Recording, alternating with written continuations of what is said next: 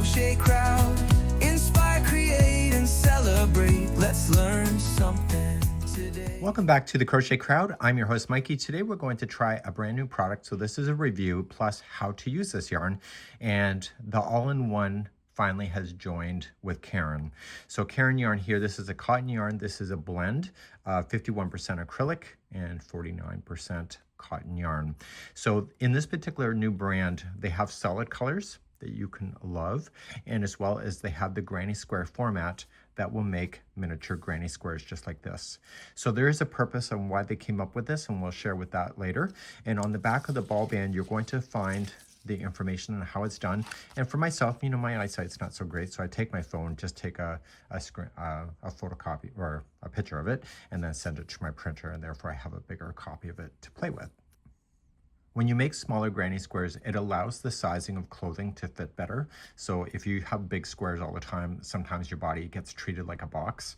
And so by using this format, these are 2.5 inches wide by 2.5 inches. And so because of that, they're able to get closer to the real body shapes of a human being. So it's a really neat format. There's only 3 rounds in order to make this happen. Once you get beyond the first round, we transition automatically. So there's only ever one tail end. There's one at the very beginning and one at the very end. This is how much yarn you'll be left with at the end. So the one thing that I really appreciated about Yarnspirations this time around is that they did provide solid colors in this yarn, so you can mix and match. So maybe if you wanted to do some solids of this kind of format, in case you want to mix and match to give yourself a mental break from it, or you want to just try different colors that you'll find within the line, it's really quite easy to be able to use. So this does feel really quite luxurious on the hands, and we're going to be using this yarn effectively on camera. What we need to do with this particular yarn is that, and it states that right on the ball band, it says we need to move it from the center of the ball. So each one of the ball bands has the color that it will come out. So the first color is the lighter, then a darker, and then a darker color in the blue. So each one of the ball bands that you'll find will have that information for you. And we're going to pull out from the center of the ball. So you're just gonna have to reach in, grab the center. We're gonna find the very starting point and then get our way going in order to make this happen. So let's begin to try this product. Step number 1 is to reach in and just kind of wiggle your fingers in and grab the beginning of the ball from the interior. Okay. Oh, I don't know if that's a miracle or not, but right where the transition point right here is the very start of a sequence. And so we're going to start right from that color transition. Don't cut that, you don't need to. And what we need to do is measure out 4 inches before we create the first slip knot. I'm going to use the hook that it's suggesting, and then I'm going to show you what I had to do in order to get myself back engaged. And so you'll have to make those determinations for yourself. Everybody hooks differently because of our hands and the type of crochet hook that we're using. So you may have to find your own way in order to get that to happen. So some people are extremely tight, so you may have to go up a hook size, and some people are really small, really loose, and therefore they'll have to reduce. So I'm just a little bit larger than I should be, so therefore I have to reduce to a 3.5mm size E, and I've already run the test to be able to do that, and you can test that right from the very beginning, which you're going to be doing right now. The first thing that we need to do, even if this is the left-hand video, we still have 4 inches. So if this appears backwards for left-handers, it's still 4 inches. And we have to get the slip knot to be 4 inches away from the transition point of the last color sequence. So it has to be around here somewhere. When you wrap it around your finger, it does take extra millimeters or centimeters. So when you create your first slip knot, and I will use the size that it's recommending of 4mm, when you pull that tight, you have to check to make sure that the tail end is approximately 4 inches away from the slip knot. So you can see that I'm short by 1 inch. So I'm going to have to pull out and retry again. So just go a little bit further down the line. And once you get used to this yarn, you're going to get closer to it each time you do it. So it's one of those things, practice makes perfect. So let's try that.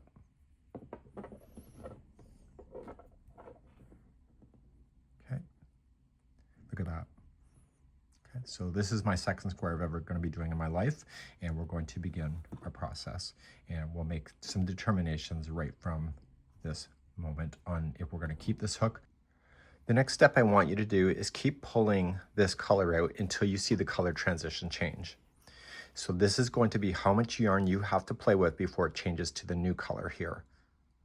Okay, so we're going to keep an eye on that, and I'd recommend that you keep that within your visual. So if you're working with this on the couch or whatever, just make sure this ball is just within a glance away so you can see where the color is, because you can adjust your hands pretty quickly by the tension if you see that the color is coming ahead and you're got to get ready for it. So we're going to pick up our hook and let's begin our first information. So bringing you back closer to the camera, we're going to start by chaining 5. So just crochet like you normally do. So with a 4mm size F6 crochet hook. So we have 1, 2, 3, 4, and 5. This will count as your starting center, as well as 1 double crochet, as well as a chain 1 space. In the furthest chain away from the hook, right where I'm pinching, I want you to place your first double crochet. So wrap the hook first and go right into your chain that is starting your whole chain work. And we're going to double crochet. So just keep relaxed. Just crochet like you normally do, because we'll test. So we want 12 posts. So this is considered 1 post. This is number 2. So we need 12 of those. So we're just going to chain 1. And then in the center, again, right where the first one already is, just double crochet in. Go right up over top of that straggler to trap it inside the stitch. That's not going to impact the distance of the stitch work itself. Chain 1 and double crochet again. So what I recommend, you can either count these or just do a whack and then count, because we're just trying to determine if we're going to keep this hook or not. It is very possible that your mood swings can change how you use this yarn. So if you're kind of feeling cranky today, then maybe you're a tighter crocheter than you normally are. Or maybe if you're too relaxed, you know, just you're having too good of a day, then you can, you tend to be a little bit more loose. You can let me know in the comments, what is your mood today? I'm actually really super cranky myself, but I have a reason. Well, don't we all? So I'm just going to start counting my stitch work, and I need to be able to count 12 of those posts. So start 1, 2, 3, 4, 5, 6, 7, 8, 9. So chain 1. This is number 10. Do you see this is coming up? This is scaring me a bit. Chain 1, number 11. And the transition has already happened. So chain 1 and 1 more double crochet in, and you still have a chain 1 left, and therefore I am a loose crocheter because this transitioned already. So if you are crocheting and you still have this color going and you still see the color here, this means that you're a tight crocheter. So what we have to do at this point, if this is happening to you, we're going to have to frog it back out, which means to rip it. And what I would do, get a smaller hook if this is happening to you. If the color has not transitioned yet, get a larger hook and insert it right into the center of your square. And just pull out. Because you already know that that slip stitch was 4 inches away. Right? So we don't want to mess with something that we know works. Okay, and if you want to retest yourself again to the unit of measure, you can do that if you want to. Okay, and now let's begin and try again. So to get myself to be tighter, I don't need to hold on to this tighter. I just need to reduce my crochet hook to get myself to be tighter. So we're going to chain 5 again. So 1, 2, 3, 4, and 5, and go in 5th chain from the hook, the very start, and double crochet. And that is your first double crochet and a chain 1 space that's been created. So we need 12 of these posts. So we have 1 and 2, and so we'll chain 1 and double crochet again in. And we're going to keep doing that around. I can already feel in my hands that this is tighter than what I was doing before because the hook is smaller. So I keep chaining one in between the double crochets that I'm creating. Noticing that I am putting the straggler around the center and catching it underneath so that it gets stuck.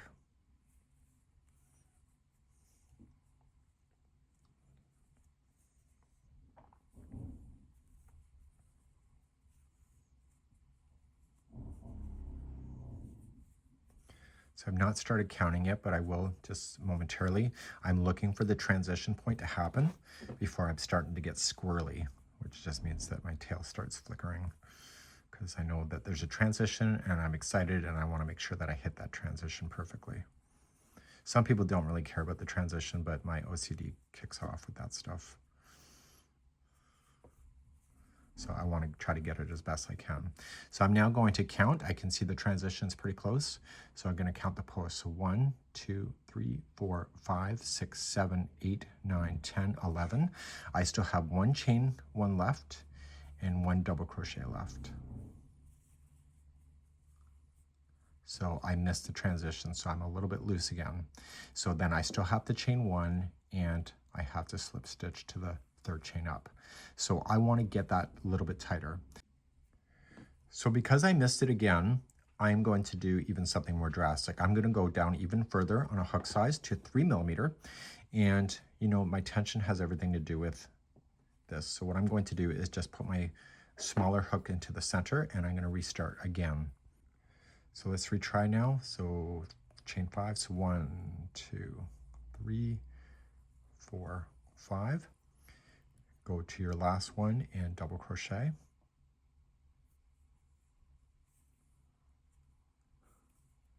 And then chain 1 and double crochet into that same spot. Keep going around. Go right up over top of that straggler. Just chaining one in between each of the double crochets.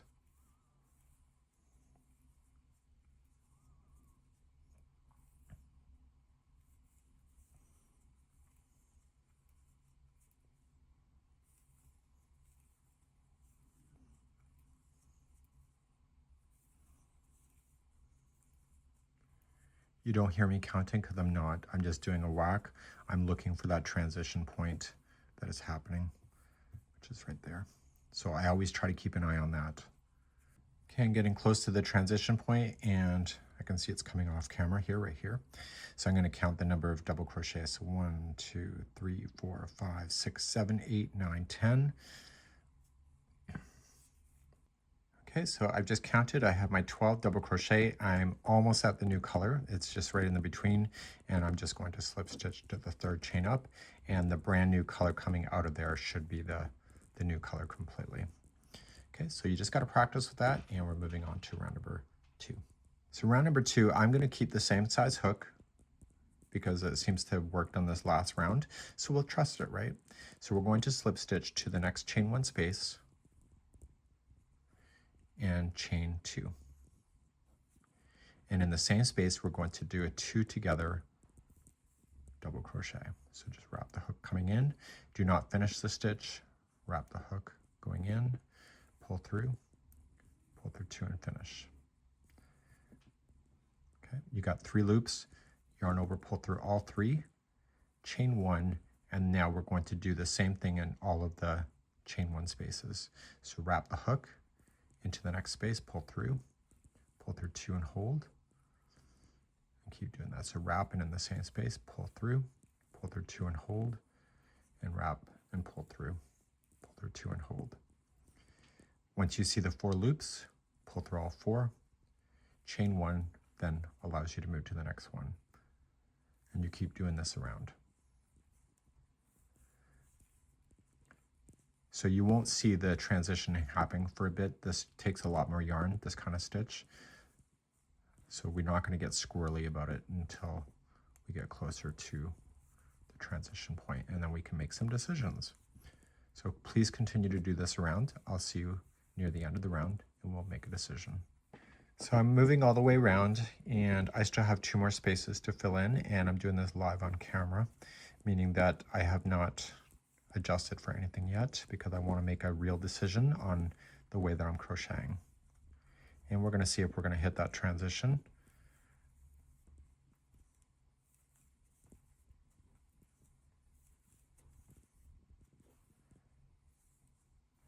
And at the last one, I still have the chain 1, and look at that. Isn't that a sin? It works. So obviously what I did in the first round in changing out that hook allows me to have this transition of this round to be perfect. So I couldn't have asked for any better. So if your transition hasn't yet happened, it means that you're being too tight, so you have to increase your hook size.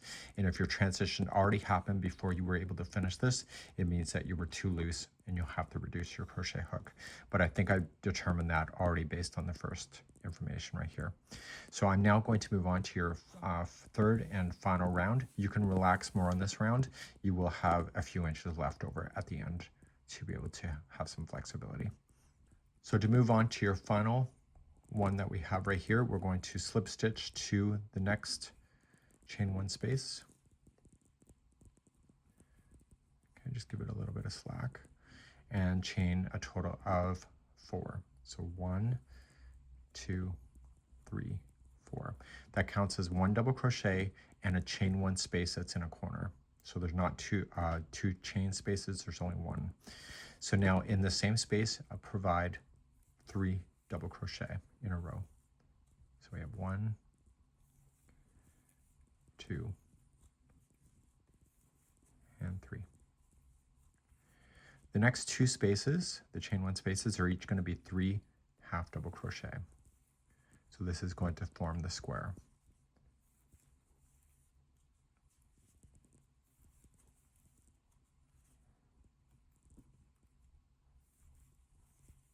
So 3 half double crochets in each of these 2. And then the next one is another corner. So in the next space here, there's going to be a corner, so it'll be 3 double crochet to begin.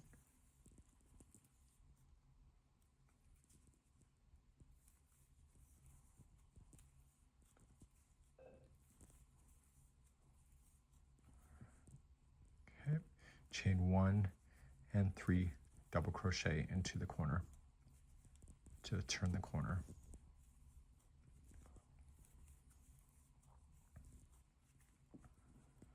Okay, the next 2 spaces in a row are each going to be 3 half double crochet.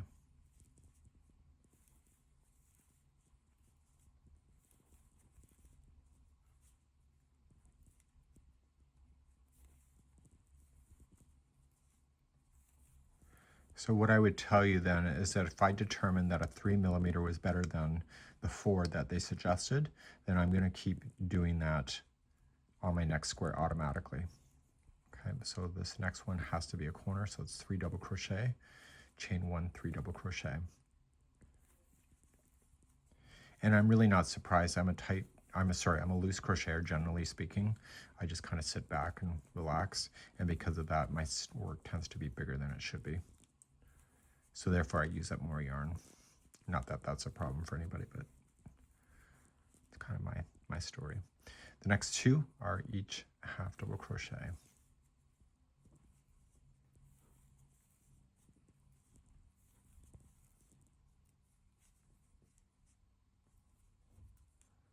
And so with these smaller squares, they're able to design a more better fitting clothing with these and still not have to worry about all the tail ends that you'll deal with. Okay, the next one is it must be a corner, so it's 3 double crochet to begin. So 1, 2, 3, chain 1, and 3 double crochet.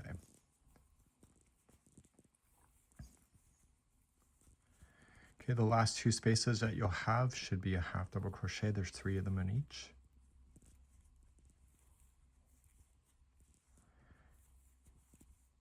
And we still have to finish the first corner that we started with.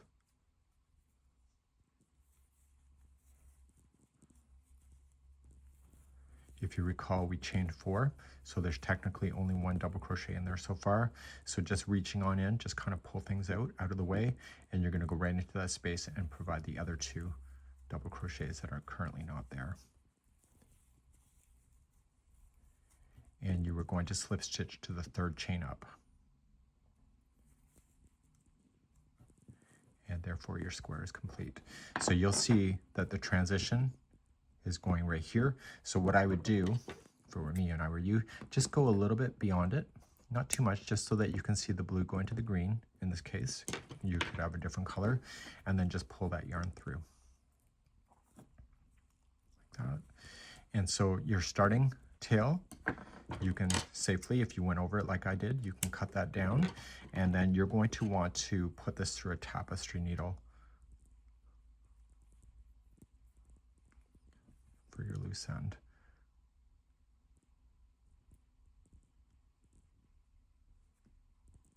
Just stay on the back of your square, and when you pull that first one through, just make sure that you don't change the shape of your square. And you're going to want to not just go between the plies, between the strands, you're going to want to divide the plies as well. So don't be afraid to divide the plies. It makes it very difficult for that to fall out. And then therefore you can get that down. And I'd probably do that as you're going so that you don't end up with a million tails at the end, and then just pull on it in shape. We hope that you've enjoyed and learned something today, and let me know what you're thinking about this particular product. We'll see you again. Bye-bye.